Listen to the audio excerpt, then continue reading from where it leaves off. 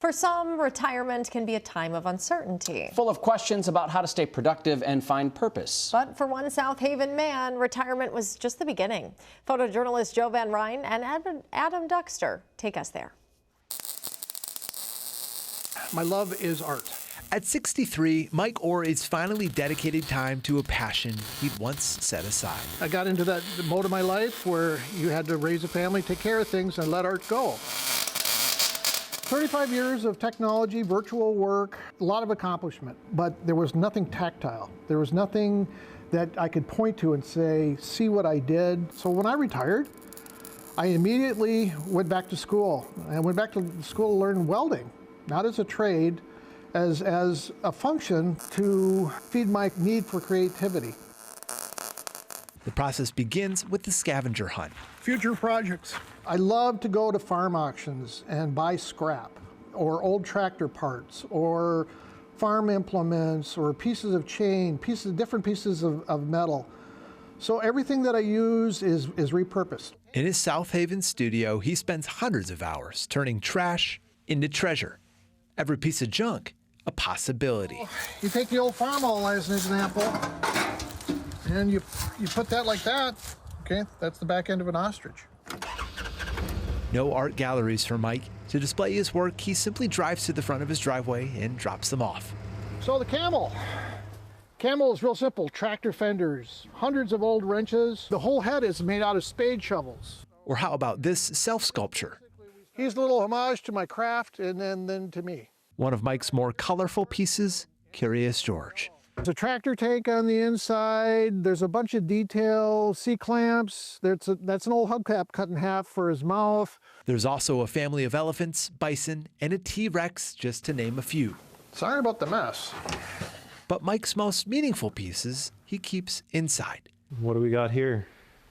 So this one was my first piece, welding piece, my first sculpture. A fitting piece, one that would foreshadow everything that would follow.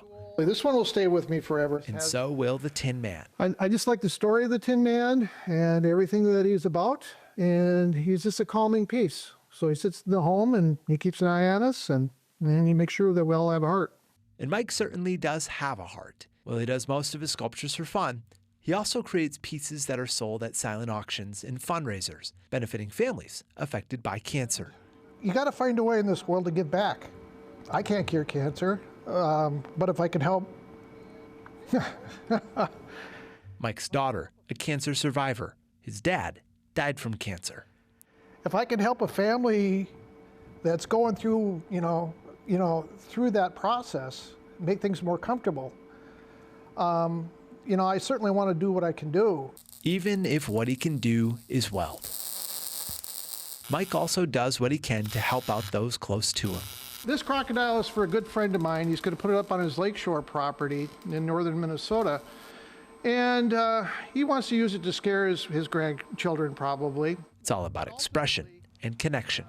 It's fun for me to have people watch people study it and see the smile and see them recognize something, and they get this look that, like, I get it. And to me, that's the joy in what I do. As for what's next, I think the next project I'm going to be working on will be a Brontosaurus. Not life-size, obviously a little bit beyond my scope, but something that is going to be relatively large that families and kids can enjoy. Because for Mike, joy can be built from the simplest scraps. What do I get out of all this? Is a hell of a lot of satisfaction. With photojournalist Joe Van Ryn, Adam Duxter, WCCO News. Great work there, Joe and Adam. Yeah. What a talent that guy has out there in South Haven. Welding in a rocking chair. Yeah. Did you see that last shot? The retirement touch right there. That's what it is. Making amazing stuff. That his first piece too, right? The little welder of him. A lot of talent out there. Unbelievable. All right. Sometimes I feel like I did more than just talk. Like you could point to something at the end of the day and say, I did that. This is all I got for you.